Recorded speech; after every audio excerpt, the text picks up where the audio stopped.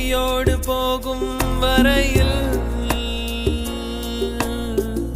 தீராது இந்த தனிமை.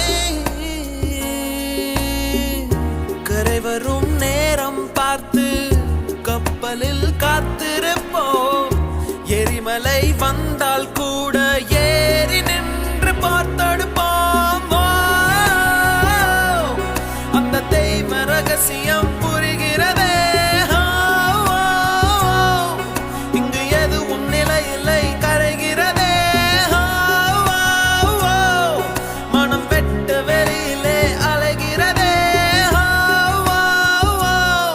அந்த கடவுளை கண்டால்